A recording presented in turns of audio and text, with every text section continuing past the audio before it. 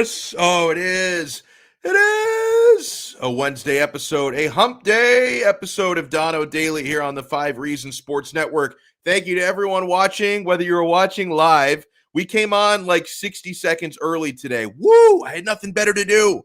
With that extra 60 seconds. So here we are, my friends. If you're watching live or if you're watching this on replay on YouTube later on, do us a favor, smash that like button and make sure you subscribe to the 5 Reasons Sports YouTube channel because the content has been coming in fast and furious as of late, my friends. So much going on with the Miami Heat. We're going to talk about Tyler Herro and about the Heat whooping ass today. Looking forward to a big Heat conversation. We're going to talk plenty of Miami Dolphins today. The Dolphins have a tremendous opportunity coming up over the course of these next 4 games. Tua Tagovailoa individually has tremendous opportunities coming up in winnable games here before you have much tougher games coming up, including our old friend Ryan Tannehill and the Tennessee Titans before the season concludes. And yes, we are going to talk some Canes because we're still searching for a new athletic director, and we are, I believe, weeks away from searching for a new head football coach.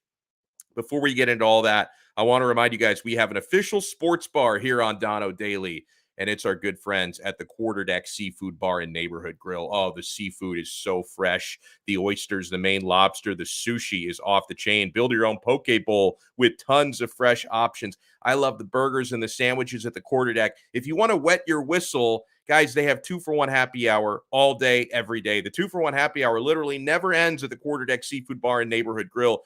Go out there Saturdays and Sundays during football season. Take advantage of the 5 for $15 ice-cold buckets of imported beer and High Noon hard seltzer. Mix and match those to your heart's content. It is so good. TVs covering every wall to watch all the games. You can watch every UFC pay-per-view fight at the Quarterdeck for zero cover charge. 5 Reasons Sports is going to have another Quarterdeck watch party, and it's 6 days from now. Less than a week away, this coming Tuesday, November 23rd, we're going to be watching Miami Heat basketball out there. So join us at the Quarterdeck location in Davie. If you want to find the location nearest to you or peep their menu before you go, visit them on the web at quarterdeckrestaurants.com. The Quarterdeck, come for the food, stay for the fun. And we have an official sports book here on Donno Daily. I'm having so much fun at BetUS.com. They are the 3-decade leader. They're in their 27th NFL season. BetUS has been around and trusted as the industry mainstay since even before they had a website going back into the early mid-1990s. So BetUS.com, the customer service is world-class. They've got the best bonuses in the industry. Folks, we have a bonus for you. When you sign up at BetUS, make your deposit with our code 5RSN125. If you use our code 5RSN125, they're going to give you a 125% sign-up bonus. You cannot beat that. There's nothing else like that in the industry. BetUS is a full-service sports book. They also have a casino right there on their website. You can get it on your mobile phone or your computer. It's like having Las Vegas in your pocket. It's unbelievable. BetUS.com. Use our code 5RSN125. You bet, you win, you get paid. BetUS.com. Mush the Dolphins hard, Donno, says David. He knows I'm going to say some nice things about the Dolphins with these games coming up. I'm also going to say some really nice things about Tyler Herro, so I hope I don't mush Baby Goat as well. Good afternoon to Big Dan 305. Good afternoon to Brooklyn Rob. When Mush goes to the track to bet on horses, the teller already gives him his tickets already torn up. That's not too far off, man. I don't bet much on the horses because I don't really understand horse racing. I have bet on 2 Kentucky Derbies, the last 2. Haven't won a dime. I have not won a dime betting on horse racing. So whether it's because I'm the mush or anything else, I have not ever won money on horse racing. My friends, we got an announcement today, a report, I should say. I think it has since been confirmed by the team. We all know the Miami Dolphins are taking on the New York Jets this weekend, which looks like a very winnable game on paper, especially if the Miami Dolphins defense can play the way that they played against the Baltimore Ravens, where they were flat out dominant, okay?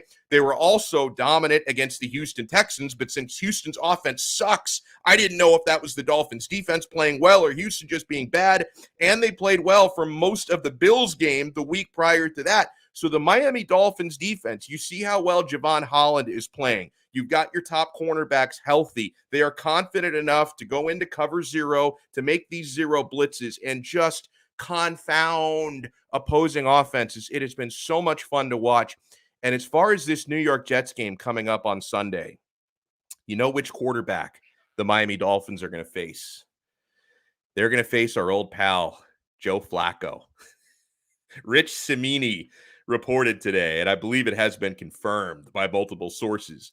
The starting quarterback for the New York Jets will be Joe Flacco. Very old man. He's 36 years old. Actually, I thought he was older than 36 years old. But Joe Flacco, Mr. Unibrow, is going to be starting against the Miami Dolphins. Now, I'm old enough to remember the old days when Joe Flacco was in his prime as a Baltimore Raven. He is a former Super Bowl champion after all.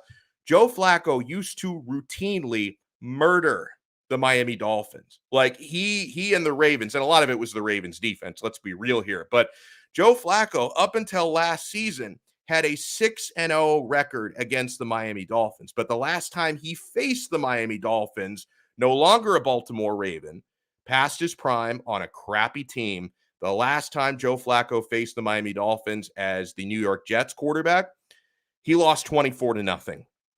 And I would expect that this Sunday is going to be closer to that than the previous 6 times Flax faced the Miami Dolphins and the Ravens ate the Miami Dolphins lunch. Now, if you look ahead to these next 4 games for your Miami Dolphins, coming off a very nice performance, especially defensively, I'm not going to sugarcoat it. Like, I know that for a lot of people, Tua Tagovailoa coming in the second half and playing pretty well, hit a big boy throw to Jalen Waddle. He went deep to Albert Wilson, who wasn't even covered on that play.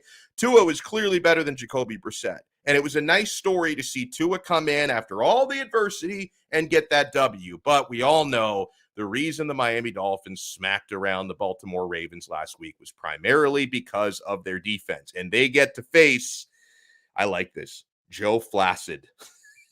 That is a good one, Ryan.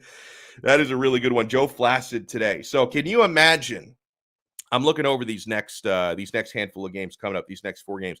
Can you imagine the Miami Dolphins in short order getting to 7-7, getting to 500 after a 1-7 start to the year? The next 4 games, the Miami Dolphins will face, and of course, these records are where these teams are right now. They're going to face the 2-7 Jets twice within the next 4 games, sandwiched between games against the 3-6 New York Giants at home. The New York teams are really in the mud. Woof, the Big Apple, terrible. And the 5-5 Carolina Panthers, the Dolphins will play at home. 3 out of these 4 games, in fact, are home games. Just the one trip this weekend to the Meadowlands is a road game. So 3 out of those 4 are at Hard Rock Stadium. Tua Tagovailoa, like we announced to you that Joe Flacid will be the New York Jets starter this weekend. The Miami Dolphins starting quarterback, we know that this coming Sunday. And it should be no surprise after what happened last Thursday. Tua Tagovailoa will be the starter from now on, barring injury. You could clearly see, of course, the difference once Tua came in the game versus Jacoby Brissett, who is just brutal, all right? Now, the Jets game in particular, both of those Jets games in particular, should be a big opportunity for Tagovailoa.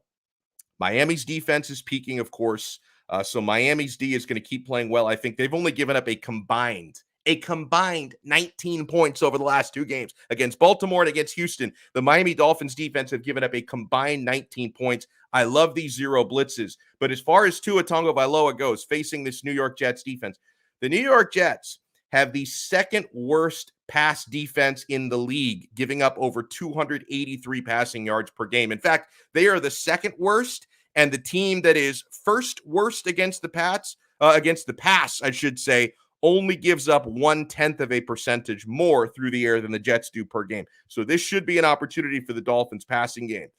Tua, I think the biggest thing that he showed us last Thursday, I'm not going to say he played great, right?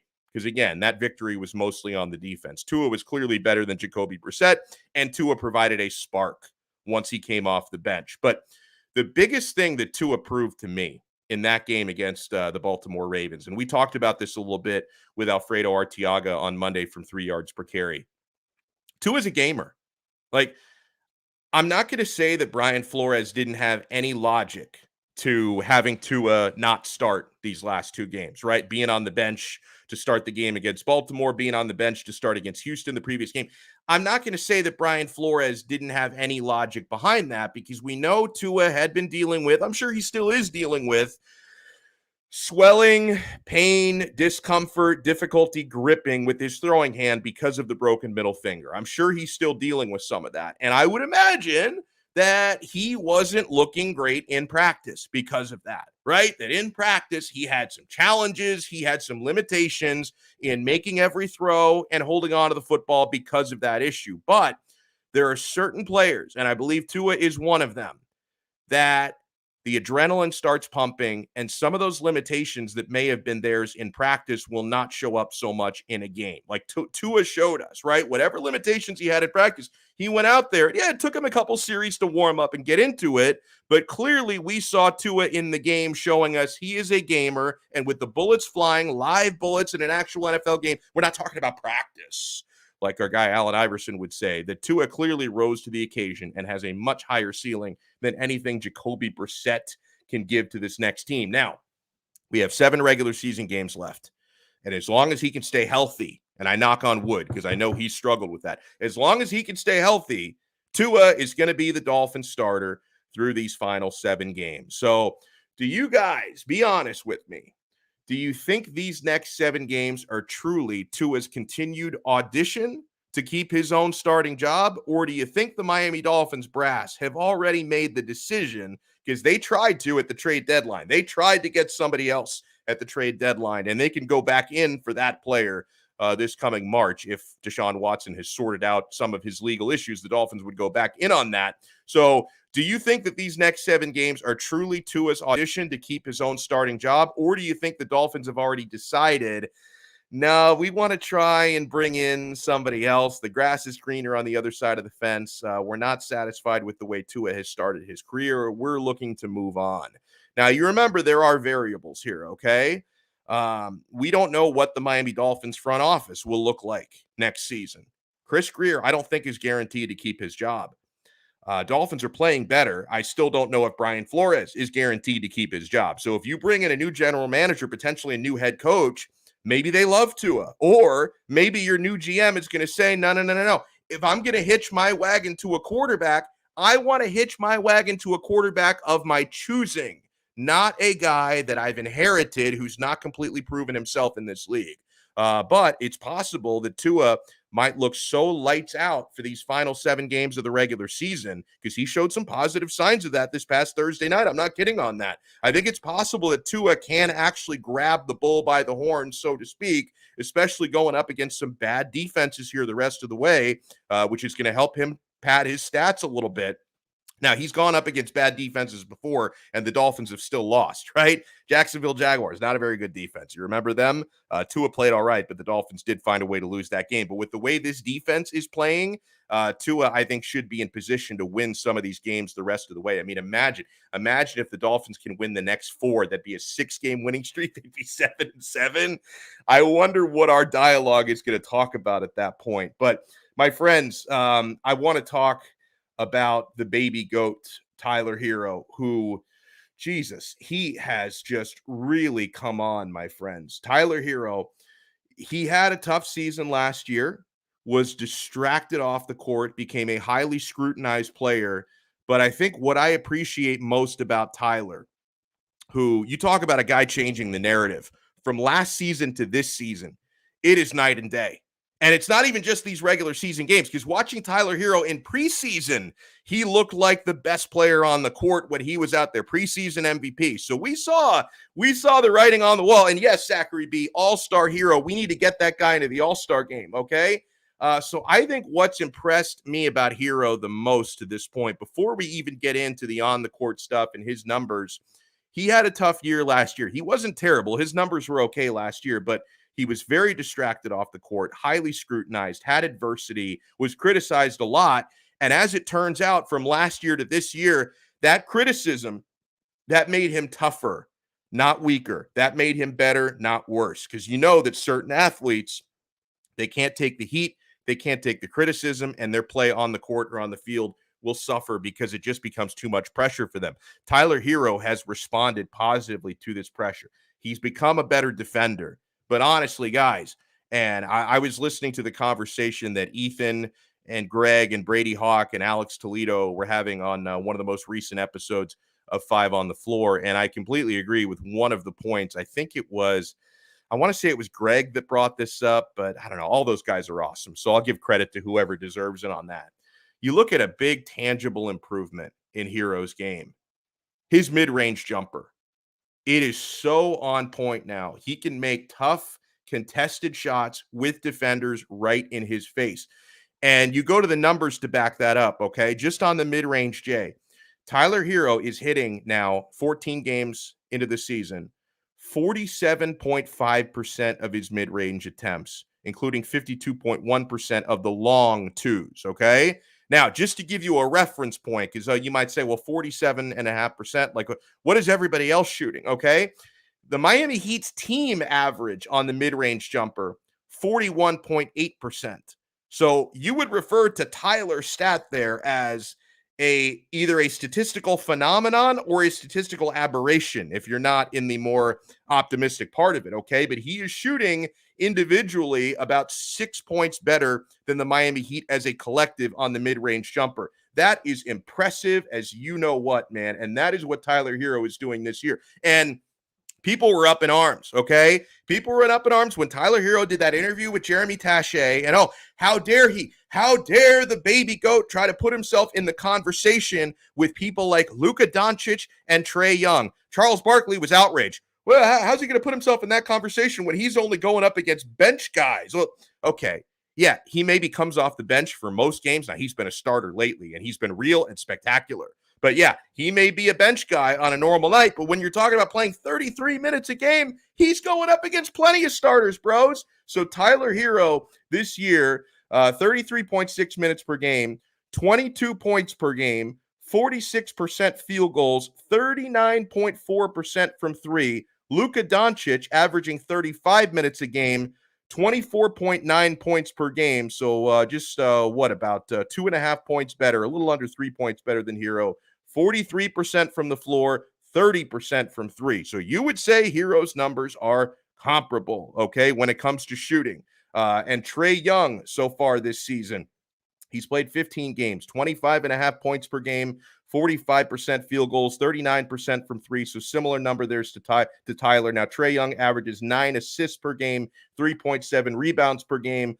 Tyler Herro on those rebounding and assist numbers, 5.7 rebounds per game, 3.9 assists per game. Doncic's numbers, by the way, on the glass and the assisting, 8.3 rebounds per game, 7.9 assists per game. Now, you read out those numbers, and if I didn't tell you any names behind it, you'd say, yeah, those are three pretty comparable players. Yeah, those players are in the same conversation. The baby goat is right there in the conversation with those players he compared himself to that got everyone all freaking outraged. It's time to give this man some credit. He's done it as a sixth man and will continue to, and he's also been lethal when he's had to start games in place of Jimmy Butler. And unfortunately, Jimmy, who is my gym VP, I love him, we know Jimmy is going to miss some time throughout the year, whether it be minor injuries. I mean, he's in his 30s. Tyler Herro is like 14 years old. Jimmy Butler is in his mid-30s. He's going to have some maintenance issues, a few injuries here and there. Sometimes he takes personal time off. And when Tyler Herro is called upon to start in Jim VP's place, he is performing like an all-star. And I give him so much credit for that. All right, let's bring in our first guest of the day. There's a lot going on, my friends, in Coral Gable. Yep. That's why we bring in our guy, Vishnu Parasuraman. Vish, we have an athletic director opening now at the U. If reports and rumors are correct, we're a couple of weeks away, I think, from having a head coaching opening. Now, let me ask you, and be honest with me, because I know you live and die orange and green. You bleed orange and green. You live and die with the Canes like I do. Saturday night against Florida State, my heart was ripped out of my chest. How much better did it make you feel on Monday when you got the news that Blake James was out? Did it soften the blow of Saturday a little bit? Oh, yeah, completely. Because this was a change that that was needed just across. We've talked endlessly, cross athletics, every major program is really struggling. basketball threw in a nice loss to UCF on Saturday as well at home. So, it's kind of all of those things together. So yeah, this definitely made everyone, I think, feel better, and this is this was needed. So it doesn't totally soften the blow. You hate losing to Florida State like that. It was just gut wrenching. But I think this change was needed. So I think overall we're talking about something really positive. Now, where's your head at with the next AD? And let me give you my thoughts here briefly, and you can tell me if you agree or disagree. Because I see a lot of Canes fans, and a lot of Canes fans, it's just the analysis gets so lazy. The type of people who are like, oh, just make Ed Reed the head coach, everything will be fine. And like, oh, just make Alonzo Highsmith or Bernie Kosar or Gino Toretta, make them the AD, everything will be fine. Listen, I like Alonzo Highsmith a lot, and I know that he's campaigned for the AD job before. But honestly, I want an AD with experience, quality experience, extensive experience, being an athletic director. I don't want to roll the dice here. Like, I don't want to bring in for this particular job. Like, if they wanted to hire Alonzo Highsmith to work on the football staff, I'd be all for that. But when it comes to the athletic director, I do not want to roll the dice with this, right? Because Miami cannot afford to get this hire wrong. They cannot afford to bring in somebody who's over his head. So, I mean, do you think, and maybe you can make a counter argument why somebody like Highsmith would be really good for this? I just think Miami needs to get an actual proven AD. So I'll make an argument for one of the people you mentioned. It's not Highsmith. I think Gino Toretta's different in that he's in business, in asset management. He knows how to bring in money, which is a huge part of the AD job. So I think he'll do that. He's very senior in an asset management organization, so he'll also have experience running large organizations, dealing with big budgets. I don't think we talk a lot about the administrative part of it. I think he can actually do that part very well, even though he's not been an AD. He's also stayed connected to the athletics world through his kind of work in broadcasting. So I think he would be the one person on that list where I'm like, yeah, I think even though he's not been an AD, I think he can do that role based on his collective background. Not because he won the Heisman Trophy here, but because his business experience, I think, is a huge asset in being a good athletic director. You think about, like, you got to be able to run a large organization, deal with a lot of egos, deal with a lot of zeros on a money line and figure out how to make heads or tails of it, where to allocate resources. All of that he has a lot of experience in. So I think he's the one person that people have thrown out there that's not a non-traditional that I'd be totally fine with. I think he'll fit like a glove there. For Highsmith, I think when we start talking about kind of like a director of football or maybe just more hands-on with that, I think he's perfect for a role like that. He's done that on the NFL level, right? So I think so I think if you get those two in those roles, I think it'll work. Beyond that, I would not go to an alum. I don't see another one with any kind of applicable experience, and I do think we tend to fall back I think we have this thing with Miami where we have so many great like legends of the game, and I think outstripping. I think the difference with ours is it's all recent, right? Even our teams in the 80s, those guys are still here. You look at, and still capable of like doing things. Like you look at teams like Notre Dame, they have a rich history, but a lot of those guys played in like the 50s, right? Yeah, like, a lot of those guys are dead by this point. I didn't want to go there, but you went there. I went there. So we just have this rich backlog of legends, NFL Hall of Famers, college Hall of Famers that are out there. They're like, oh, this guy was great, that guy was great, and I think we tend to use that as a crutch. No, you got to bring in someone that's good at the job we're asking to do, not that was a great player. I think these two that we mentioned, Gino is more of an athletic director, Alonzo Highsmith is more of a hands-on running a football operation, have experience in that, or applicable experience to that. So those two are the only ones I would really say as an alum. Sure, I've seen like, whoa, what about Ken Dorsey as head coach? No. The only and he's got coaching experience, but he's not ready for that job, right? I love him as the OC. Yeah, exactly. That would be good. That would be like a natural progression in his career. The only alum I would really consider as a head coach would be Mario, who's got a team in the playoffs right now, right? I mean, that's why you hire him, not because he went to school here. So I think we just happen to have a few alums that would make sense in some of these roles we're talking about, but if you get past those, like that one guy, like the next alum on the list is not a good idea. So, like, one thing that I have trouble with in, like, predicting who the next AD might be is, like, I know Miami does definitely, they want to step things up financially. I think they are finally realizing from the BOTs to, Jose Mas, who's also working behind the scenes to raise funds. Like, they don't want to half-ass this anymore. So they can offer like an attractive financial package and make a lot of promises. Still, I'm not exactly sure some of these ADs that were reported to maybe want to go after, like a guy I would love to have, obviously, would be Dan Radakovich from Clemson, who actually does have Miami ties. He's Right. got a business degree from Miami. But like I also look and say, well, life has been pretty good for him at Clemson. Like, what would it take to actually make him leave Clemson to come to Miami? But if they could get a guy like that, I would love it. So do you feel like there are candidates out there who are qualified and also 100% realistic? Yeah, I mean, if you're willing to pay, that opens up doors, right? We got to get out of this small time mindset. I mean, in Mm. defense of our fans, the reason Ed Reed and, we got to get this guy involved, Ken Dorsey, these names come up where you normally wouldn't bring them up, is because we've always tried to do things on the cheap, and we're like, maybe, because they're an alum, they're willing to take this on, or we got to get out of that mindset. So if you're willing to throw money out there, like if you're willing to pay what Clemson pays, I think yes, you can take Clemson's athletic director. They have more recent success. Miami at this juncture is probably an easier job to win at.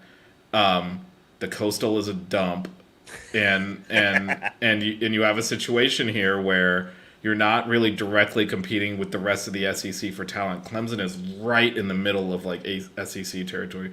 There's great players in South Carolina. They're going against. I know South Carolina's not necessarily healthy, but they're going against them. They're going against Georgia, reaching in and pulling players out.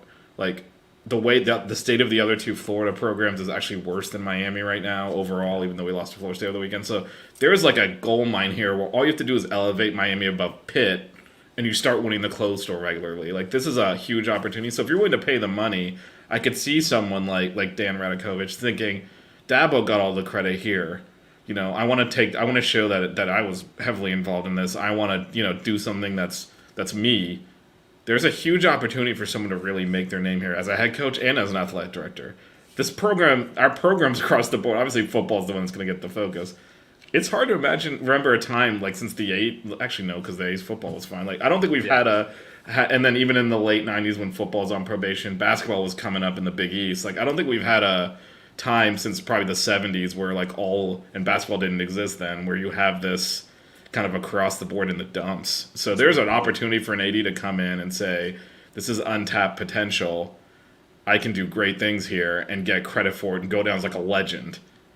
Like whatever happens at Clemson, it's going to be Dabo, right? It's not the AD. If you come in here now and fix this, yeah, the head coach will get credit, but you can get legendary status here. And it's always been a money thing, right? It's always been, well, I'm not taking it for that. If you're willing to pay the money, you can definitely go get someone.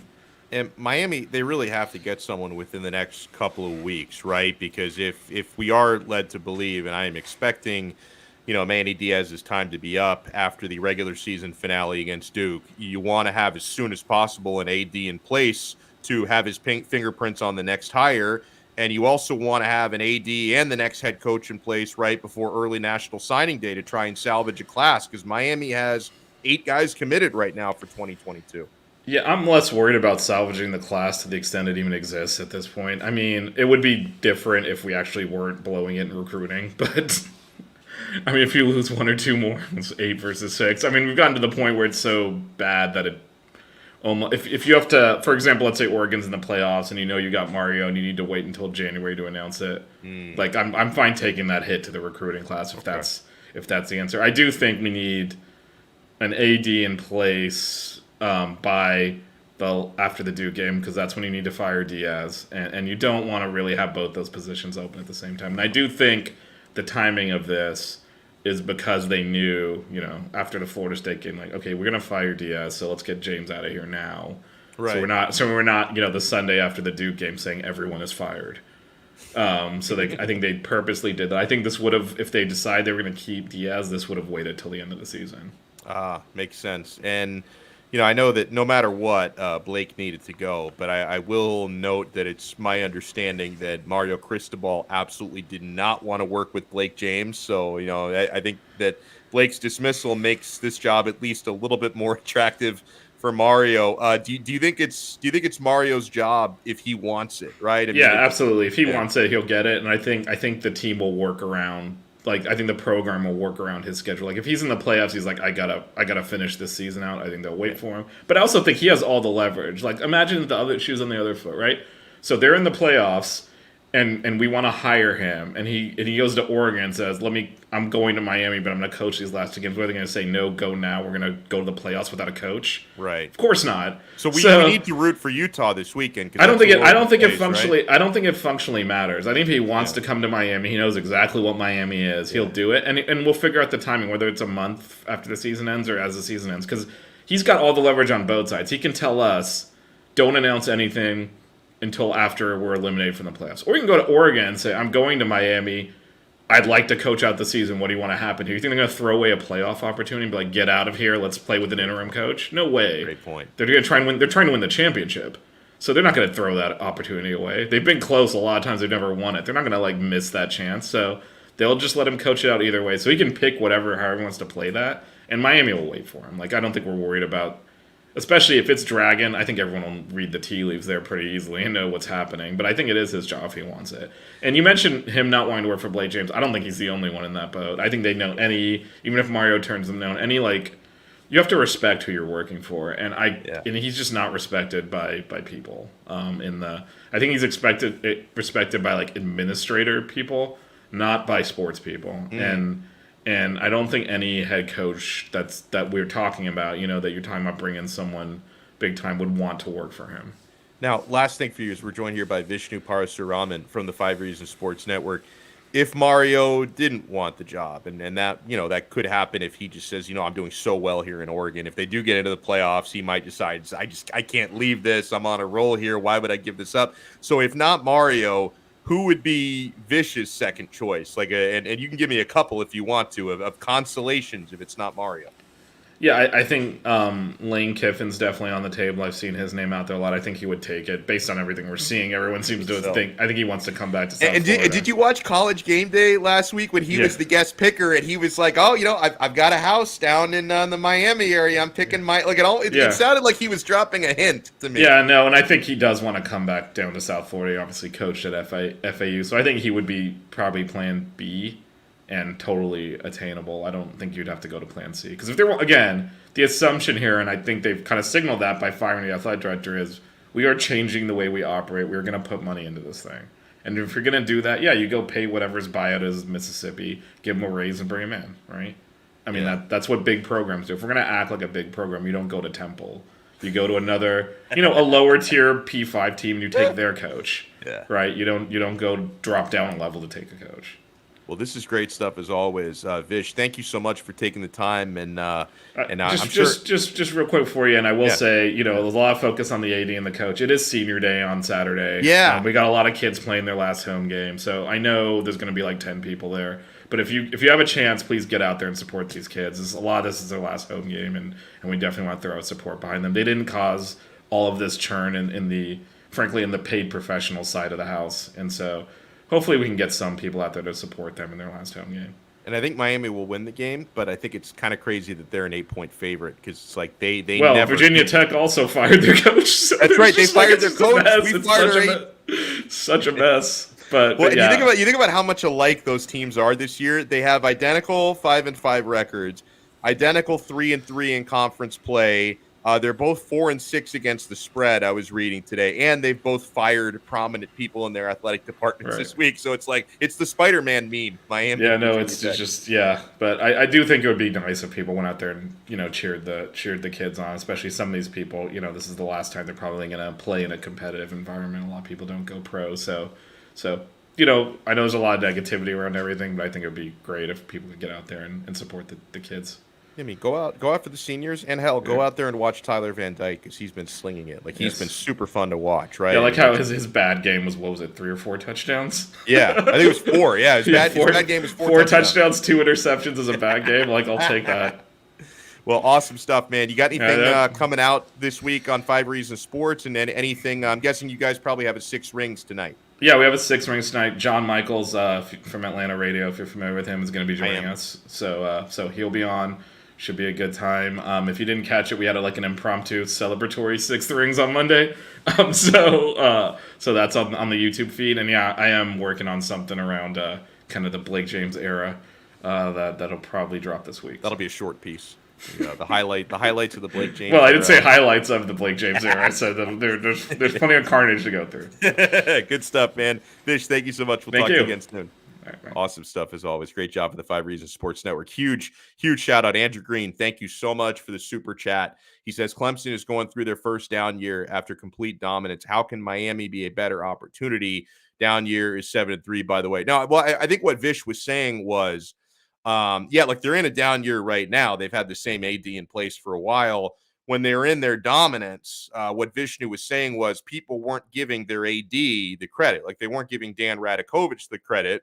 They're giving Dabo Swinney the credit for that, right? So if he were to go somewhere new like Miami, and Miami's athletics have been in the absolute mud now for a while, the football team's been in the mud for a long time now, and if he can help turn that all around, then he's going to be a hero, right? Because, okay, Clemson's been dominating. They're in a quote-unquote down year right now. If they're great again next year, I still don't think Mr. Radakovich is going to get the credit for that, where he could get the credit for it in Miami. So listen, I'm not saying I think for sure this guy would leave. Like if Miami said, hey, we'll match your Clemson salary, he still might say no, right? Or he might take Miami's offer and get a raise from Clemson if he likes it there. So no guarantees, bros. But and thank you so much for the donation, Andrew. But I think all that Vishnu was saying was, that people haven't and probably will never give Dan Radakovich a lot of credit for Clemson's football dominance, where if he came to Miami and was part of the turnaround, then I think he would get credit for that. And I appreciate you, sir.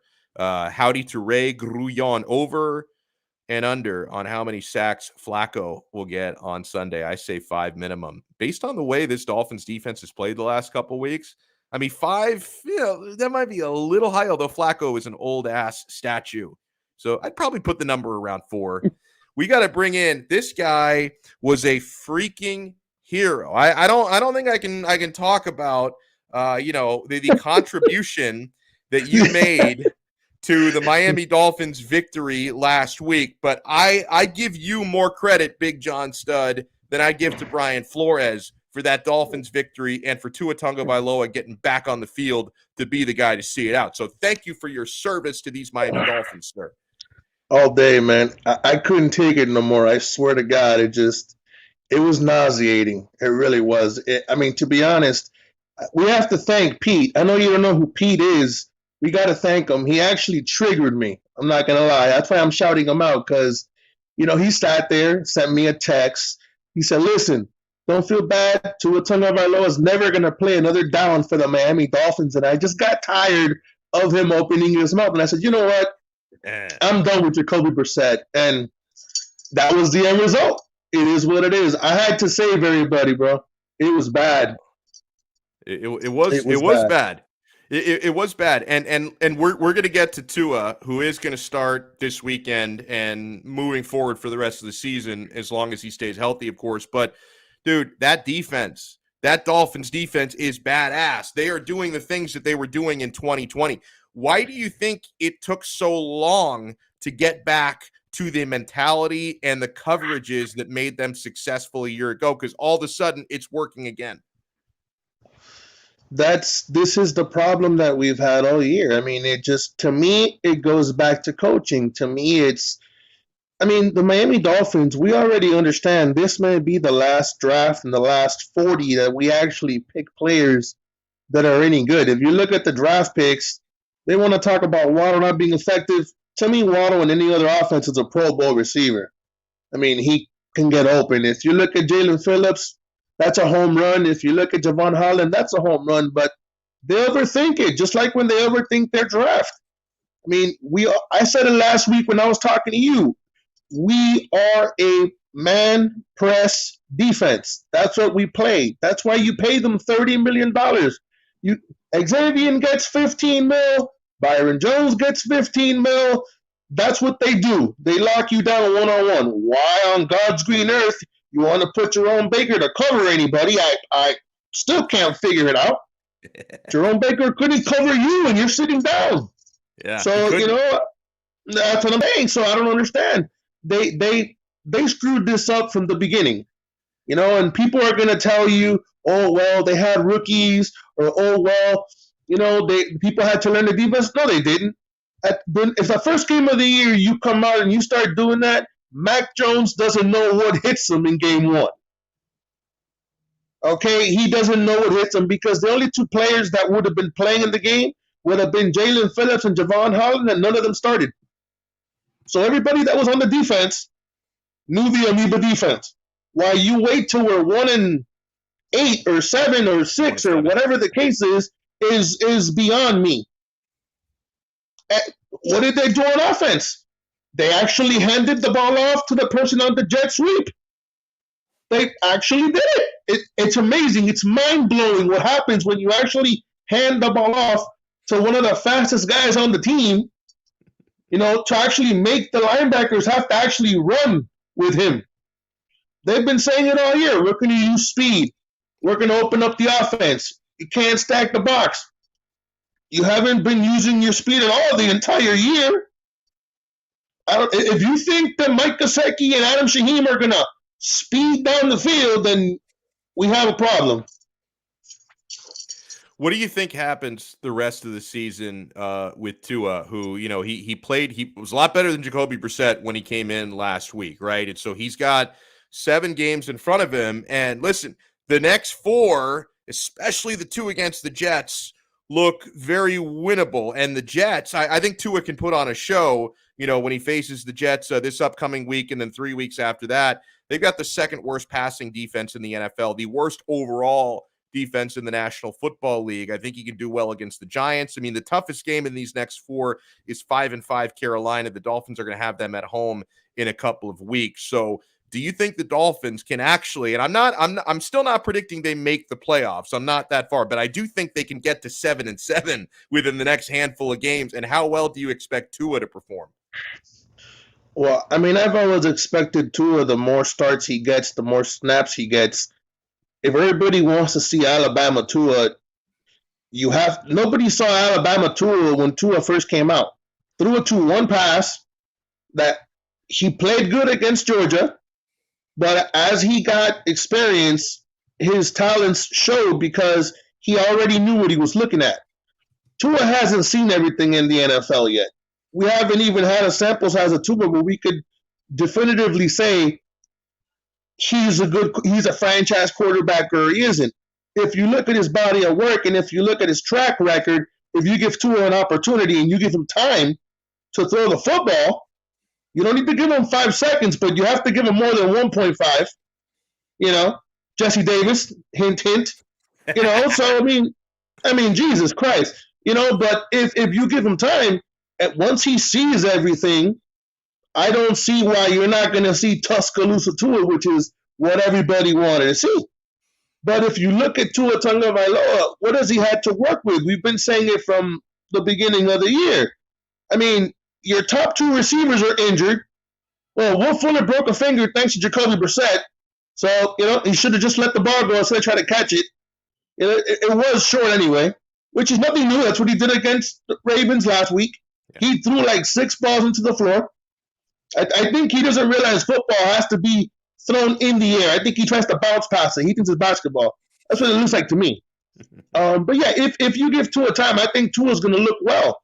The problem is this: are they going to give Tua credit when he plays well, or are we going to say, well, it's the Jets? Well, it's Carolina. That's the problem. That's what they were saying about the Texans. Oh, they beat the Texans. How good is the Dolphin defense? And then they come out and they totally shellac Lamar Jackson to where he's probably still having nightmares of seeing Javon Holland. Because that's the only person who was next to him on Thursday. How many times are we gonna sack Joe Flacco on Sunday? I think Joe Flacco gets sacked more than 5 times just because of the fact that I think he gets hit more than 5. You know why? Because he's like Jacoby in one particular sense. Yeah, they're both old. I mean, Flacco to me is 37 times better than Jacoby would ever be. I mean, he is the Super Bowl MVP. But I just think they don't get rid of the ball fast enough. Yeah. They do not get rid of the football fast enough. They hold on to the ball. And if you hold on to the ball, and their receivers, to me, I don't think they're gonna get that much separation. The defense, they're coming fast. Okay, they're literally coming through every gap. You have to get rid of the ball. I could see him getting sacked 5 or more times in a game. If you can sack Lamar Jackson 5 times, I'm pretty sure you can sack Joe Flacco 5 times. That's a great point. Lamar Jackson, you have to worry about him getting away from you, and you actually have to blitz and keep contained because he's going to run away. Joe Flacco isn't running from anybody, man. He isn't running anywhere. Let me ask you this. The Ravens released Le'Veon Bell. Do you think the Dolphins should take a shot? I wanted Odell Beckham Jr. I don't want Le'Veon Bell. I think he's washed. Let me throw something at you. Let me see what you tell me. I agree with the premise, like the actual idea. Okay, Le'Veon Bell's washed up. At the end of the day, NFL players give respect to other NFL players. And as much as we say Cam Newton can't throw a football and he's not a good quarterback, you go to anybody in the NFL and say, hey, listen, how easy is it to defend Cam Newton? And their perspective, because they're on the field, is a lot different than what we think in the media. So, yeah, Le'Veon Bell may look like he lost a step. Let me ask you a question. Maybe Le'Veon Bell just didn't want to play where he was. Maybe Le'Veon Bell didn't want to went to Kansas City wanting to play. He wasn't getting any snaps, and he mentally checked out. I mean, people sometimes when you are in a certain place and you don't want to be there because you don't want to be there, you don't really go all out.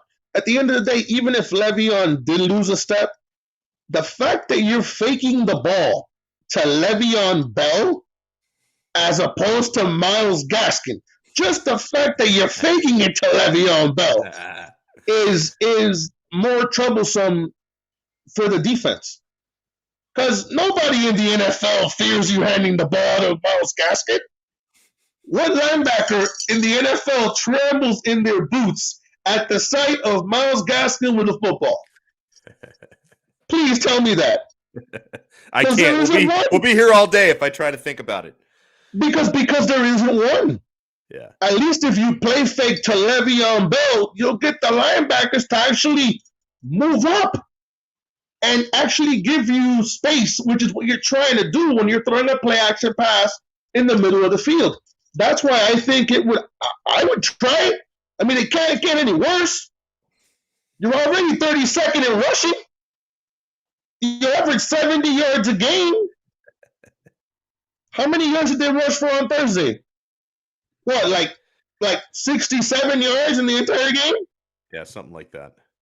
So, I mean, it's not like what's going the drop-off be? How else can it get? I always love your perspective. I want to ask you something, Canes, as well, because I know you support the University of Miami.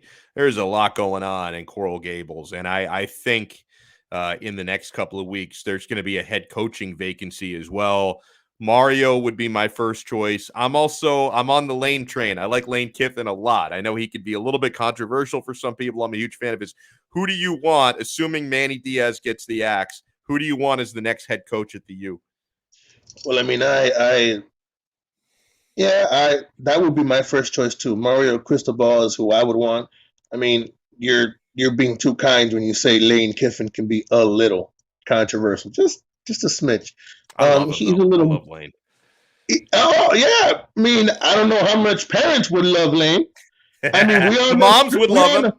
We all know strippers in Miami would love Lane, and different females around the world would love Lane. Now, how much will parents love Lane? I don't know. As far as Mario, I would love Mario Cristobal to be here. I think that would be the choice. Like your previous guest was saying before me. I mean, I think he has all the leverage. If he wants the job, it's his. Now the problem is, yeah, they can sit there and say a lot that they want to say. Sit there and we're gonna spend money and we're gonna put money into it. And but let's take a step back for a second, which doesn't make any sense to me. Because if you're the University of Miami, as much as we know, because we live here, that they haven't been the same in the last 20 years, you would think that going back to when they won their championships, the football program ran the college. The amount of money the University of Miami, the football team, produced for the University of Miami was astronomical. Why you would go away from that and stop putting money into the football program when, let's keep it 1,000, for a good time in the 90s, that was the best show in town. It was. Oh, absolutely. There was nothing like going to the Orange Bowl. That place was rocking 24/7. That was the best 3 hours you could spend anywhere. So I don't understand why they let it get to this point. Yeah, especially, and you're right. Like you think about what a cash cow Miami football was when they were winning national championships. There's a lot more money to be made now. Like football, college football is much bigger business now. There are more ways to make revenue. The TV deals are a lot higher, and maybe that's part of the reason why they've taken it for granted, because you get whether you're first in the ACC or last in the ACC, you get the same TV money. So maybe that's why they're half-assing it. But ticket prices have gone up, profit margins have gone up, advertising has gone up. Like you would think that if you had a great football team again, there's even more money to make now than there was in the 80s and 90s, a lot more. Oh yeah, you can sit there and make billions of dollars in one season. There's so much money to be made in college football. You know, if you talk now that betting is legal and all this, there's so much money to be made anywhere in college football that it is amazing to me. That, I mean, you had Luke literally coming out to every game. People might not know who Luke is because Uncle Luke. You know, people now listen to the baby. So I mean, I have no idea who that is, but I heard him on, like, you know, I don't think they know what music is either. But that's neither here nor there. You know, that you had famous people coming out on the sideline, coming to watch the games and watching the team play, and there was nothing better to do in Miami for a long time than go to a UM football game. You know, just that kind of attitude of, oh, we don't want you dancing in the end zone. Hey, you don't want us dancing in the end zone? Stop us from getting to the end zone. That's what made Miami Miami. You know, they come off the airplane dressed in army suits, ready to just go to war. That to me made Miami. It made Miami a household name and made everybody want to gravitate to Miami. And I don't know for any reason in the world why you would sit there and why you would gravitate away from that. Yeah. That's as confusing to me as why the Dolphins didn't zero blitz from the beginning of the year. Everybody sees it but them. By the way, speaking of blitzing, how disgusted were you against Florida State, 4th and 14? Manny Diaz rushes three guys. Just hand them the first down on a silver platter. I'm not gonna lie to you. I was watching it, and for some reason, I just knew when I saw the way they were lining up. I looked and I said, "Man, he's gonna play zone on 4th and 14. This is whether they caught it or not. Even if they would have dropped it, to me, it's not a good call. The Florida State quarterback cannot throw to save his life. He's good, but he's not good throwing the football. He's not TVD. He can't throw the football. He's not an accurate passer. Why you would give him 4 seconds to find a receiver on 4th down is beyond me. I mean, you've had him on the run the entire game. You've had him running around trying to find an open receiver. You would figure you try to get the ball out of his hands quick. Yeah. If you blitz him, he has to get rid of the ball at 4 yards. Your odds of getting him tackled and then getting a 10-yards after catch to get a 1st down are a lot slimmer than if you just drop back and, give him all day to throw. But I knew he was going to do that. I don't know why I knew, but I knew. It didn't surprise me. To be honest, when they caught the ball, I changed the game. I don't blame you. I really don't. And I kept watching. I tortured myself. Maybe I should have turned it off. But my thing was, so after they give up that fourth down, the 4th and 14, then, Florida State's at the 1 yard line, inside Miami's 1 yard line. And then it was just torture, right? It's like, oh my God, they're taking time off the clock. And it was like Chinese water torture. Like I should have flipped it off like you did. I appreciate you knew they were gonna you knew they were gonna score. You just didn't know when. It was trying to, it was the inevitable. It was gonna happen. So, I mean, it was bad, man. It was bad. Hey, what do you apparently Duncan Robinson watches you criticizing him, huh? Tough love, bro. Tough love is what we gave him last week. And it's funny because a buddy of mine is, for whatever reason, Duncan Robinson is his favorite player on the Heat. He's a big Duncan Robinson fan. I don't know if he was dropped on his head as a child, this guy, or what, but Duncan Robinson is his favorite player on the Miami Heat. And so when I was doing all those shows last week, rightfully ripping Duncan, because Duncan was in his own head, he couldn't hit a three, couldn't hit a layup, couldn't do anything. We gave him some tough love last week. We gave him some tough love, and in his last 2 games, he's been really good. So, yeah, you guys can shit on me if you want to for criticizing Duncan Robinson. I'm going to take the credit now that he's playing better because, yeah, listen, he's a podcaster himself, so he probably watches other podcasts. And it wasn't just me. People all over the 5 Reasons Sports Network were riding Duncan really hard, for the first 12 games of the season when he wasn't playing well. So hopefully he continues to play the way that he's played these last couple of games because that's the Duncan we need. A chain is only as strong as its weakest link. And when you had that guy in the starting lineup throwing brick after brick after brick, he was hurting this team. Hey, Tyler Herro is just on another level right now, my man. Oh, so that fourth quarter assassin mentality he had going was just, I was like, wow.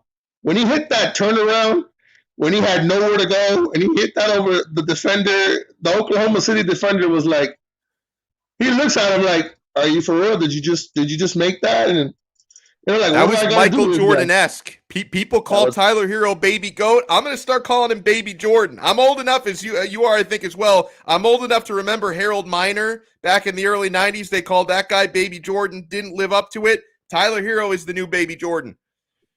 Do you not think that was honestly the biggest waste of talent?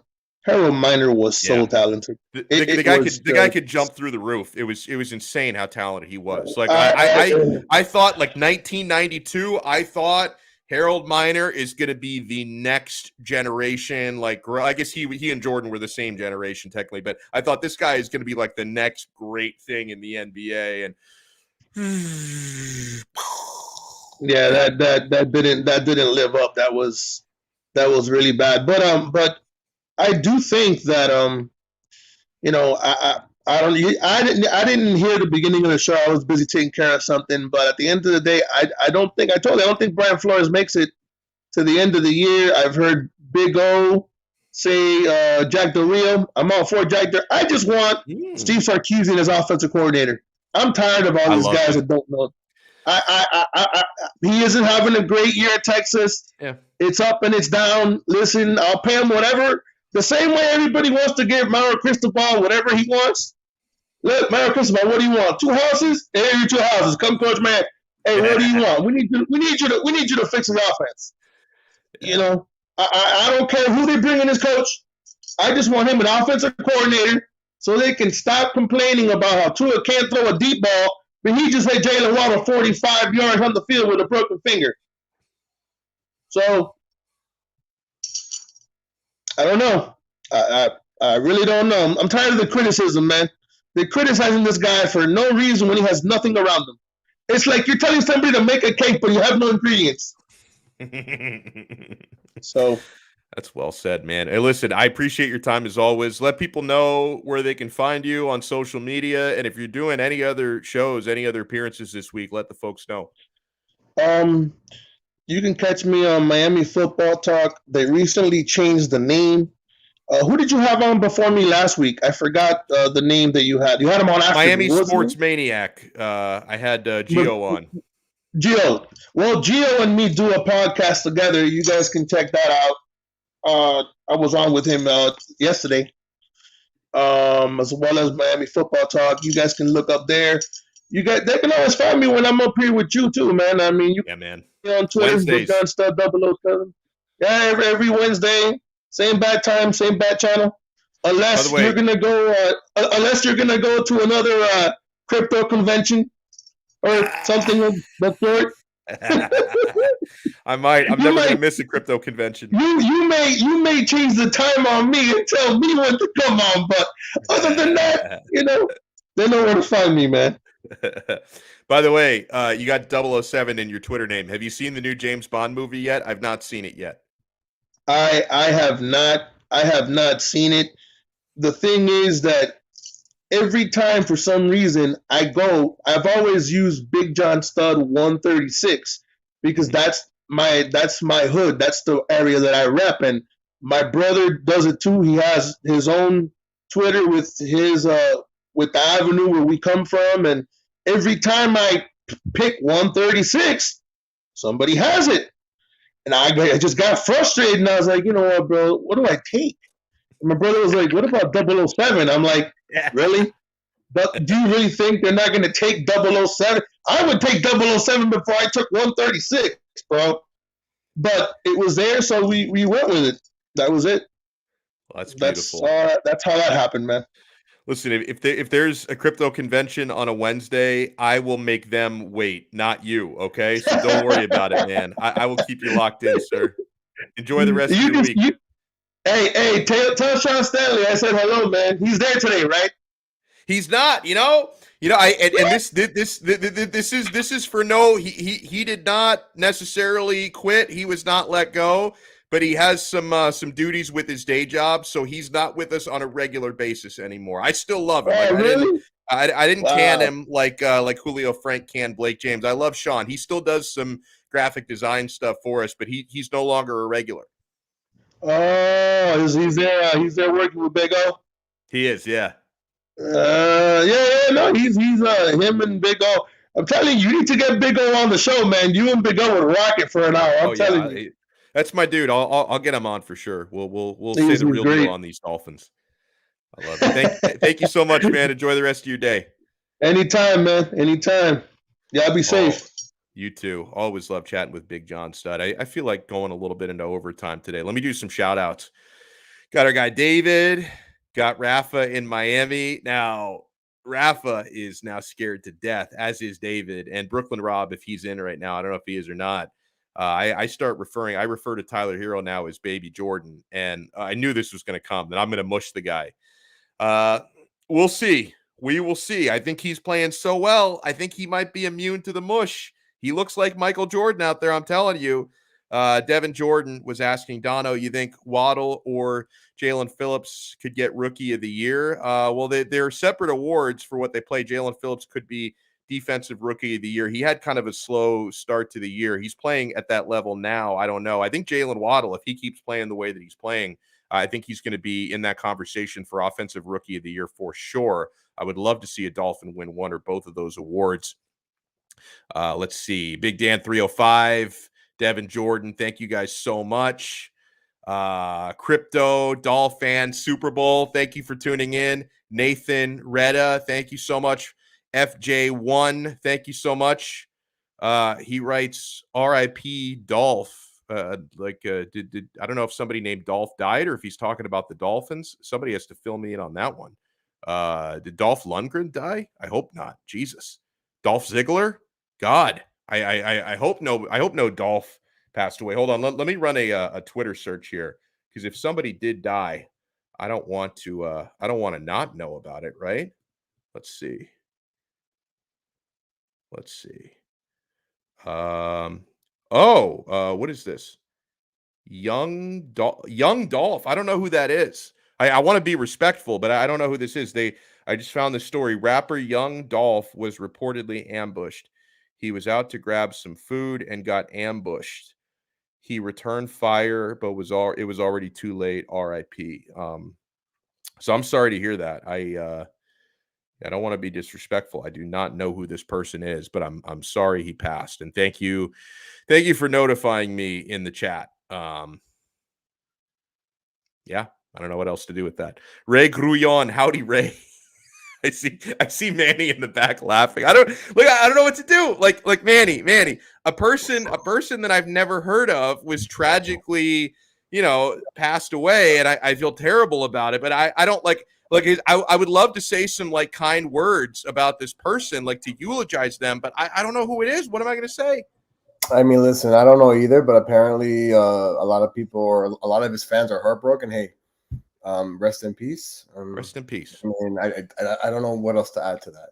Yeah, I got nothing. So, did you know who this person was? No, but I was working today with a lot of young people. When I say young, because I'm 33, they're like in their 20s. They were all like, "Oh my god!" And I'm like, "Who's that?" Oh, he's really popular. I'm like, "No, I don't know who's popular." I'm like, when I was your age, like my guys were Jay-Z, Biggie and Eminem and Linkin Park and stuff. Same here. I listened to all that. Yeah. So, but according to them, they're like, top 5, I guess, big time music artists. But as one of them that doesn't listen to music tells me, maybe he was at the wrong place at the wrong time or caught up in things he wasn't supposed to. And when you read the story and you tell me he returned fire, but by then it was too late. I mean, it's not a good situation. It sucks. It sucks. I'm glad I put you in the same awkward spot I was in, because I didn't know what to say. Nothing like returning from the woods at work and then coming here entering to this conversation. Thanks. I hope you had a good time in the woods. I want to throw some more shout outs, and then I got a few more things to say. We're going a little bit into overtime today because I don't know, sometimes an hour it just isn't enough. Andrew Green, hello, welcome into the chat. Thank you for tuning in today. B Smokey says, got to root for the Falcons to best New England tomorrow. That's a damn pipe dream after their performance against the Cowboys. Yeah, and New England is looking really good. Doug E. Fresh, I may have already said hi to him. Andrew Green, again, thank you so much for the super chat. Thank you, Andrew. What a good dude. I want our fan base to tell me yes or no on these particular looking pairs. Yes or no?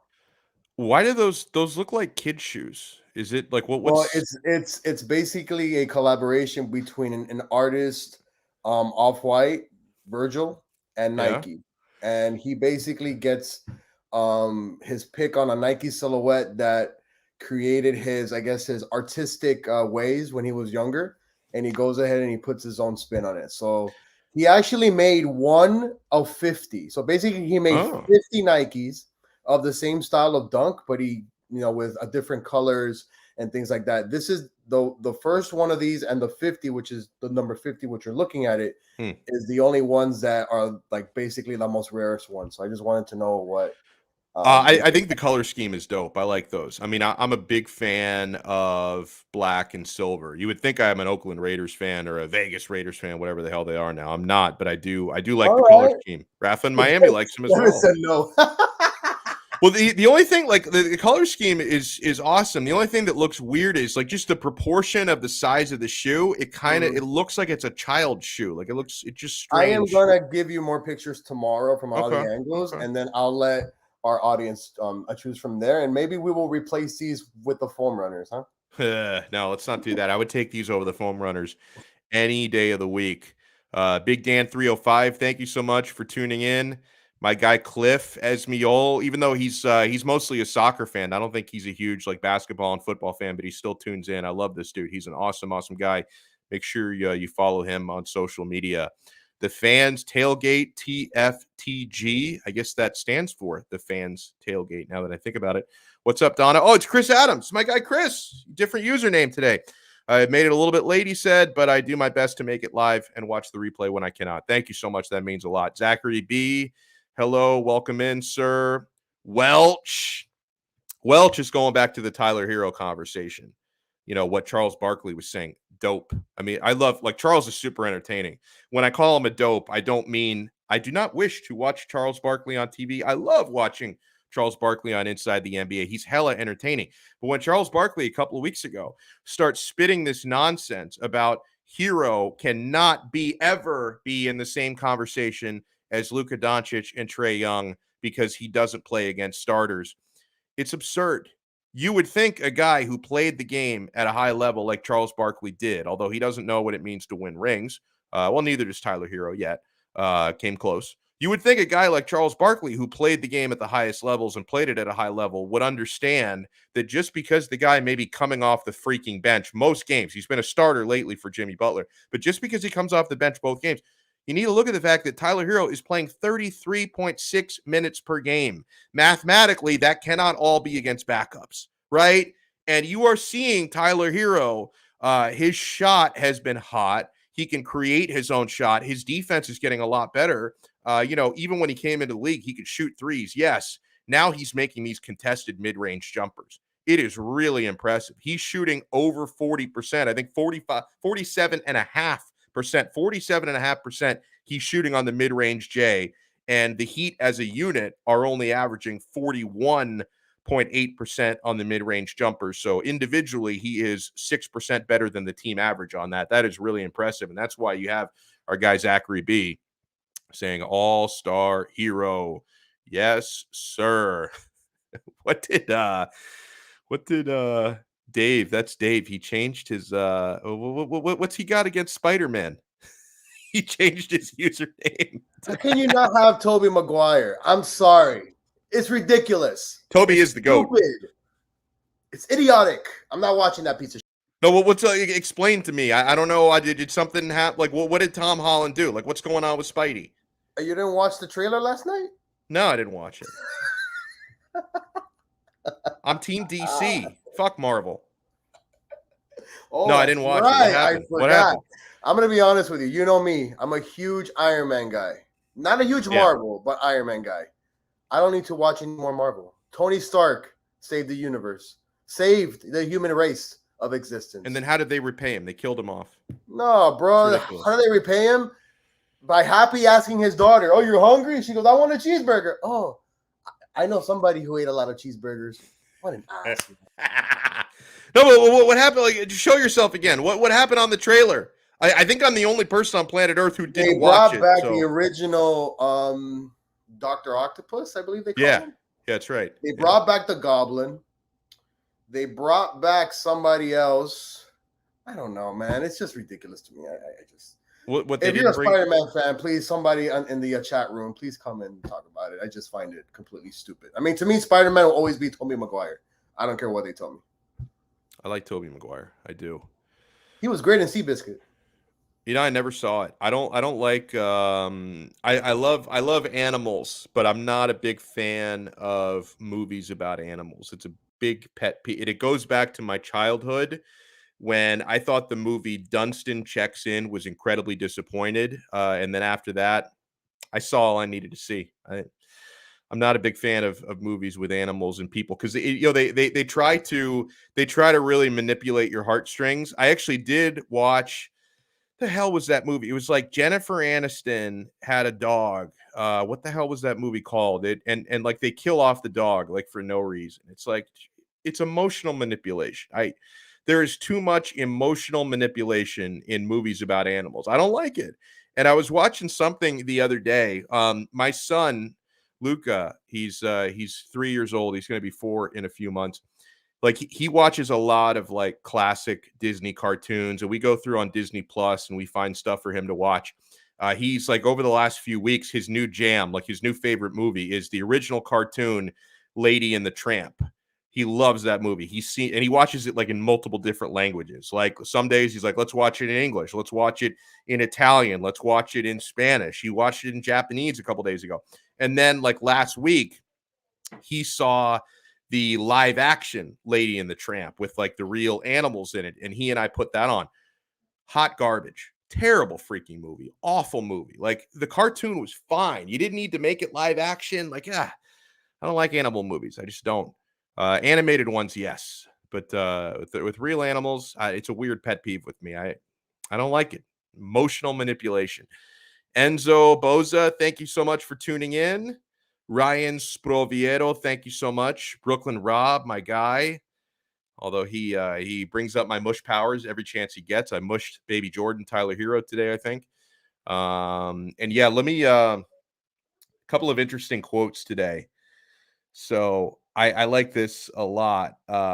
Isaiah Ford, Miami Dolphins wide receiver, he has been a part since he was drafted in 2017. The Dolphins drafted him in the 7th round 4 years ago. He has been a part of roughly 20 transactions back and forth from the practice squad. You remember when the Dolphins released him, the Patriots picked him up. They released him. The Dolphins picked him up again. And he had a funny quote in practice. He was asked if he felt like he had 9 lives with Miami. He said, quote, "Yeah, I've heard that a few times. I've also heard the ex-girlfriend that keeps coming back. I've heard that one too. I think it's a testament to the way I've carried myself and the way that I work when I'm on the field and in the classroom." I think that's a great quote, the ex-girlfriend thing. I'm going to make a shocking confession to you because I think I may be the only person on planet Earth who can say this. In my entire life, I have never gotten back together with an ex-girlfriend. Not one time. I'm the only person. You know how like a lot of times your friend will break up with his girl and then you're like, I don't want to talk shit about her right away because they might get back together. The first breakup doesn't usually take. Let me wait until they've broken up twice, or let me wait a few months and then I'll talk crap about her behind her back. Never been me.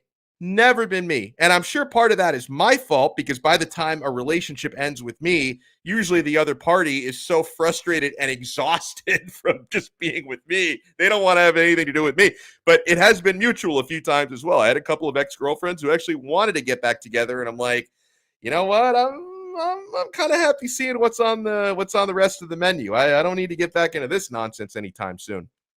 Never in my life have I gotten back together. The movie I was talking about was not Along Came Polly. It was I don't know, it was some kind of a dog movie. I'm surprised no one has put it in the chat yet. Joseph Rodriguez writes, Homeward Bound was one of my favorite movies growing up. Watched it a few months back. It doesn't hit the same. See, I thought that was kind of sad as well. Like all the dogs were separated from their owners. Like, I'm not a fan. And you remember when I was a kid, some of you might be too young to remember this. There was a movie, I don't know, it might have come out like late 80s, early 90s called Milo and Otis, like the dog and the cat that were like, I don't know, traveling. I don't really remember the plot of it, but I think they were separated from, their owners and they were traveling across the country. They went through this perilous adventure. And like, even when they were filming the movie, there was this waterfall scene where Milo, the cat, goes down the waterfall, and apparently in the filming of that movie, like they killed several cats, and I'm like, bro, I think that was before PETA. Like, I don't even want to know that was going on. David Jordan writes in, Scarface or Goodfellas? It's Goodfellas all day. Like, it's Goodfellas. It's a superior picture. It's a superior movie. The only argument that anyone can make for Scarface over Goodfellas is if you are a lifelong South Floridian, and if you're of Cuban descent, then like Scarface, like it just really speaks to you, and it's like that's Miami in the 80s. But if you analyze the movies objectively, Scarface does not hold a candle to Goodfellas. Like Goodfellas to me, like Manny, I can watch Goodfellas tonight and it's going to feel like I'm seeing it for the first time. I probably watched Goodfellas like 30, 40 times. I could watch it tonight and it's going to feel like the first time.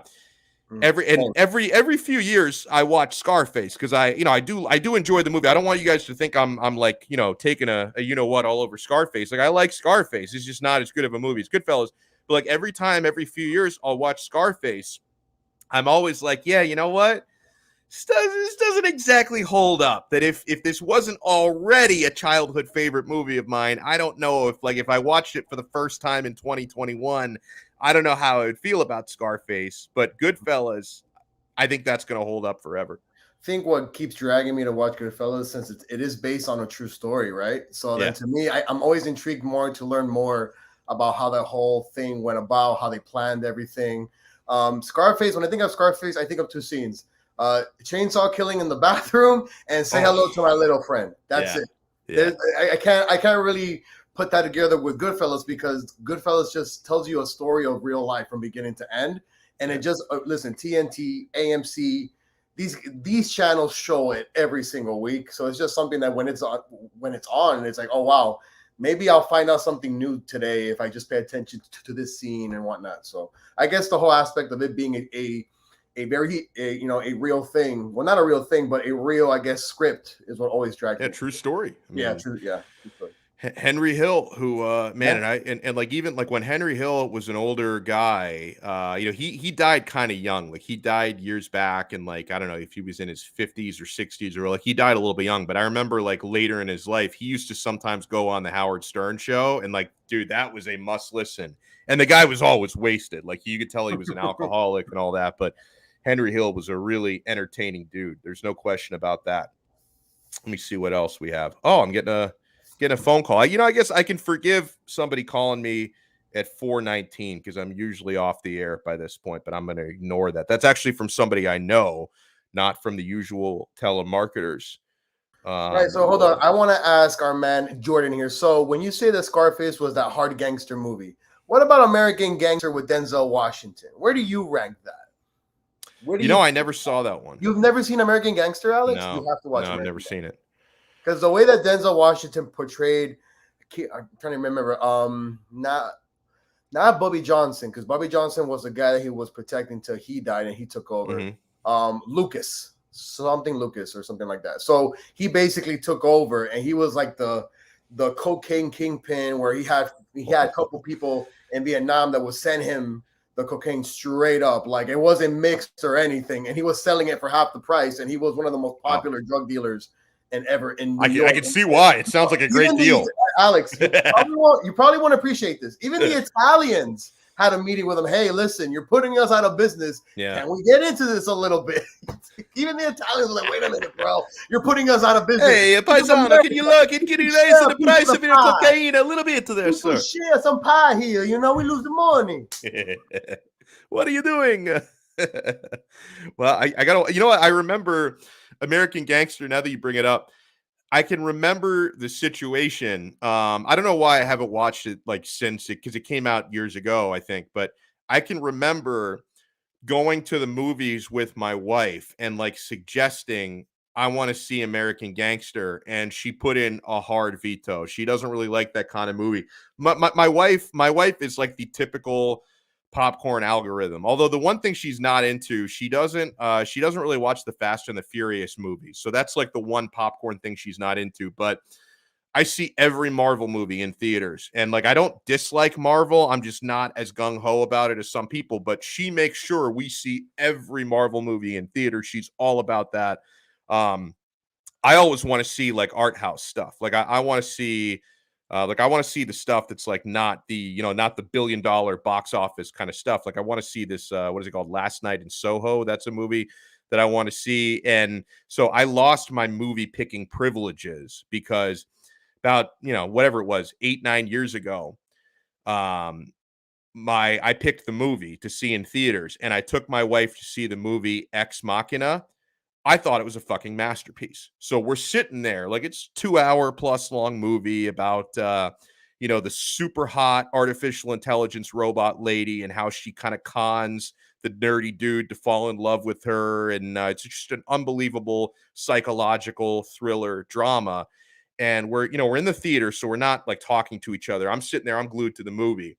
Movie ends. We walk out of the theater, and I look over at my wife, and I'm like, wow. That movie was incredible. And she stares at me like I'm from Mars. Like she stares at me like she's just seen it go. She's like, are you kidding me? That was the worst movie I've ever seen. I'm never letting you pick the movie again. This was like 8-9 years ago. I haven't picked the movie in theaters since. That was a great I lost movie, my privileges. though, man. It was an awesome movie. Can just understand the aspect, the whole, I guess, global of it, because to have a contestant all of a sudden become a winner, to go and see how these, I guess robots are actually made, and to fall into, for it to actually make you feel wanted, for it to actually make you feel important. It's like, I need you to help me escape. And then she was using that. Oh man, it paints a perfect definition why men are so damn weak. Yeah, it's like amazing. Well, and the problem my wife had with the movie, and this is spoiler alert, but this movie came out in like 2013 14 or something. yeah. So listen, I make no Yeah, yeah. apologies for spoiling the No, movie.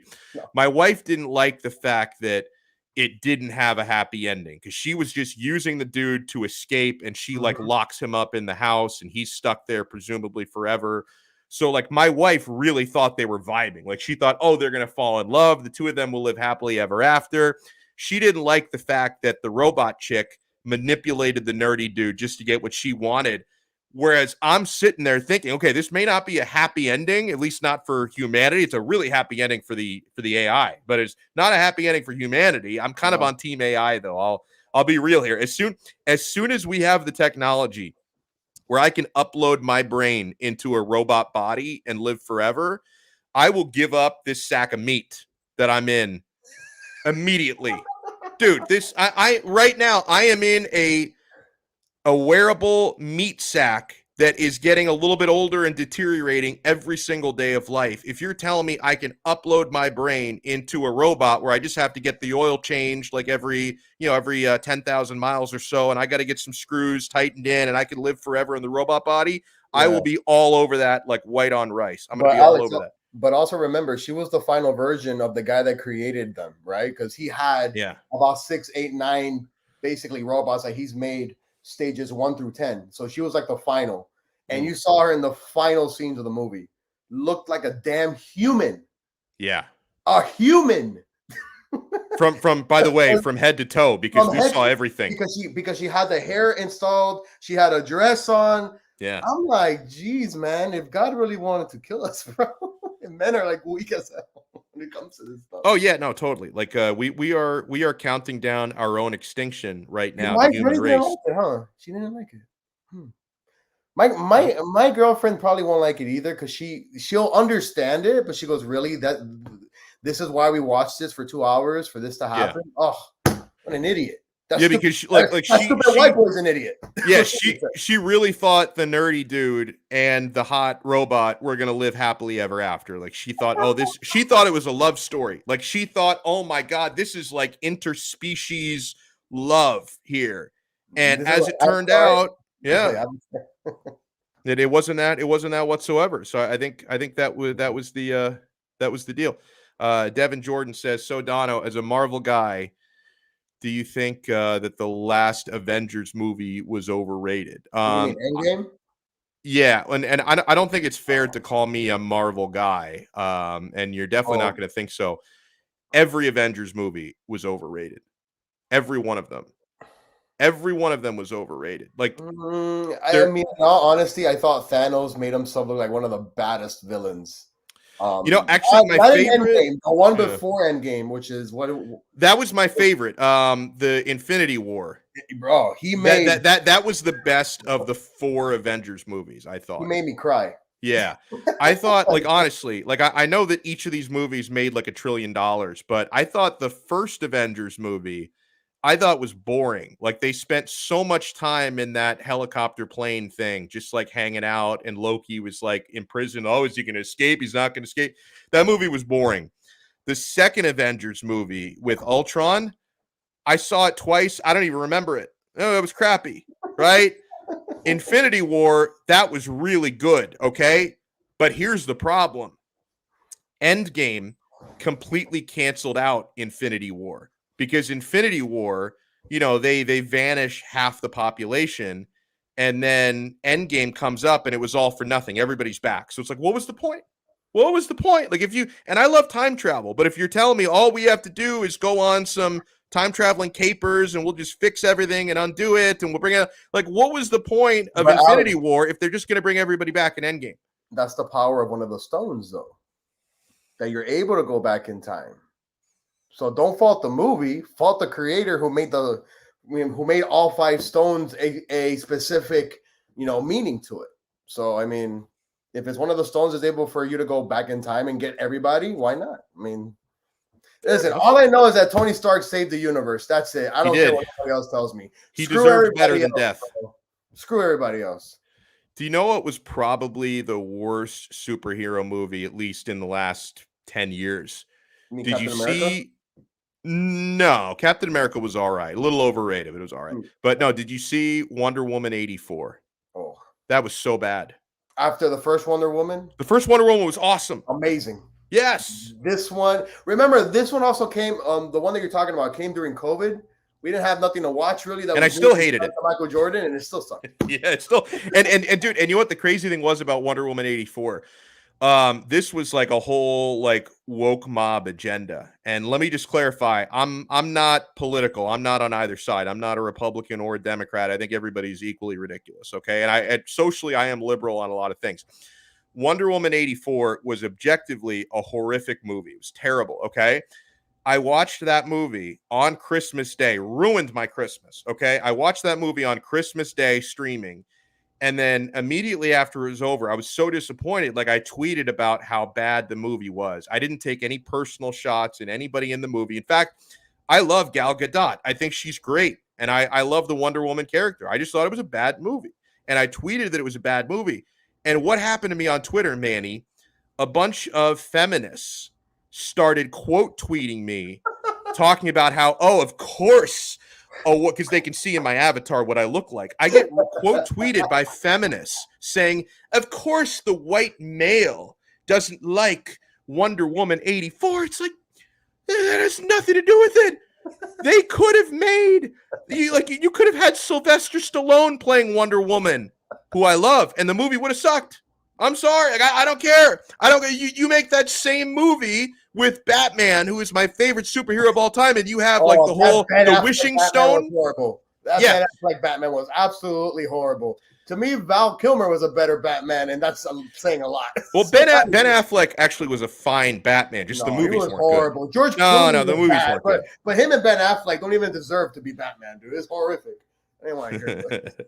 I had these I can't criticize a movie without getting attacked by feminists just because the movie stars a female superhero. It's like, I don't want to live in this world where I can't criticize something that objectively sucked. So I criticized Anne Hathaway when she was Catwoman, right? With Batman. No, to me, listen, her acting to me is great. She has a great body, wonderful. I just felt like the way that they portrayed her a little bit was too, I don't know. It's not what I'm used to with Michelle Pfeiffer and whatnot, right? Because when you see that Catwoman, to me, it came more popping. This one was more like, hi, I'm here. What are you going to do with me now? Oh, I have to help you. Oh, come with me. No. Forget this. So I criticized the character. Yeah. Dude, let me tell you how the very next day, mind you, my daughter's 3, okay? Mm-hmm. I'm getting criticized of being a types of stuff. And I'm I'm not hating on her. I'm just hating that they could have made her character more of a punch instead of like, hi, yes. What do you want me to? Oh, you want me to go with you? Okay. Oh my God. I kind of liked it. Like, listen, No, Michelle Pfeiffer just made it seem more. To me, was more of a badass. Like, she was more of a badass. He puts the oil sprays and the whatever in the microwave, puts it to blow, starts doing backflips in front of the cops. Like, come on, bro. That's a show right there. All right. Licking herself like this, taking out her whip. Come on. We didn't see none of that from Anne Hathaway. You're right. Not enough backflips from Michelle Pfeiffer. So, and you know what? Like, so last year, and this was another one, like with my wife and I not agreeing on movies. Did you talk about the news for Barkov and the Panthers? Do you have anything? I saw week to week. Is there anything new? Is that it? Week to week. So thankfully, no surgery. Just get better. And personally, I saw more as bone on bone. He went straight down. I was just thankful he went straight down because the last thing you want is for him to bend a certain way because he's a big dude. But week to week, listen, injuries will happen. I will take it week to week. Yeah. By the way, the Islanders are pretty damn those bastards. Florida Panthers have outscored them, I believe, 12-3 or something in 2 games. So I can see why they were getting frustrated, but still, man. Yeah. Just a dirty play.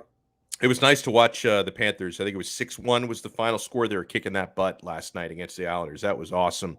That was fantastic. All right, so the last thing I wanted to say about movies, and then we'll wrap it up. We did talk sports today, believe it or not. I know that some of you have been around since 3, others not. So like my wife and I, we both did not really like Wonder Woman 84. So even the females, some of them didn't like it. But we also watched like that weekend the Christopher Nolan movie Tenet. I thought that was a masterpiece. I thought Tenet was awesome. And then I tweeted about how much I liked Tenet, and I was getting attacked like, oh, that movie was terrible. I didn't understand it. Didn't make any sense. Hold on. Just because you guys aren't as smart as me and you didn't understand the complex rewinding and fast forwarding through time does not mean you have the right to criticize the movie. That was an awesome movie. Full disclosure, I had to go onto Wikipedia just to understand what the hell happened. But once I read the explanation and made sense, that was a masterpiece. All right, my friends, we've said a lot today. We probably said too much today. Huge shout out and thanks to Big John Stud for joining us. Big shout out to Vishnu Parasuraman for joining us as well. And I already sent a lot of shout outs to our viewers. I think some of the newcomers that have hopped in, Cap for Life, thank you so much for tuning in. Pete's Hot Takes, thank you so much for tuning in as well. And guys, I want to remind you to support our sponsors, my friends. The newest one that we have added into the mix this week. Guys, we are earning you passive income now here on Donno Daily. You guys know I'm big into crypto. If you're already active in crypto or if you want to get into crypto, and I think there's never a bad time to do it, honestly, you should take advantage of this great offer. If you've been looking to get started, our new partners at BlockFi, they can set you up with ease. You can open up an interest account with your crypto and earn, and you're not going to find rates like this in the traditional banking sector. You can earn up to 8% APY with your crypto at BlockFi. That is called passive income, my friends. And also, you can apply for the BlockFi Rewards Visa Signature Credit Card and earn unlimited 1.5% back in Bitcoin. So let's stack those sats, my friend. Sign up, and as you can see it there at the bottom, it's in the description. We have a referral link. So sign up at BlockFi with our referral link.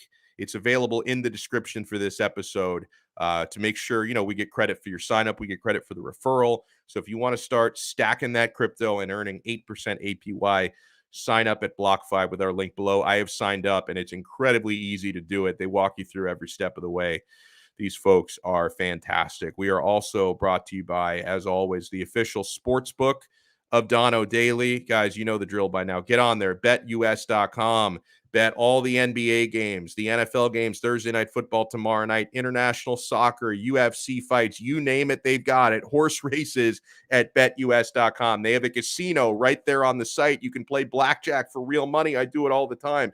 Sign up with our show code 5RSN125 and receive a 125% bonus. That is the best bonus in the industry. You will not find that anywhere else, and you get it right here through our code 5RSN125. And be checking out the Quarterdeck Seafood Bar and Neighborhood Grill. You know I love that seafood. You know I love that 2-for-1 happy hour all day, every day. I love to knock down those 2-for-1 drinks. I love the beer specials. Saturdays and Sundays, go out there during football season. 5 for $15 ice cold buckets of Heineken Light, Amstel Light, High Noon Hard Seltzer. Mix and match those to your heart's content. It's the best deal you're going to find. TVs covering every wall. The big games and the big fights are always available at the Quarterdeck. We're going to have a Miami Heat watch party in 6 days. Tuesday, November 23rd, we're going to be out at the Quarterdeck, this time at the Davie location, watching our Miami Heat dominate out there. Watch it with Ethan Skolnick and the entire 5 Reasons Sports gang. Tuesday, November 23rd, Quarterdeck Davie location. Visit them on the web at quarterdeckrestaurants.com. The Quarterdeck, come for the food, stay for the fun. That'll do it for this episode.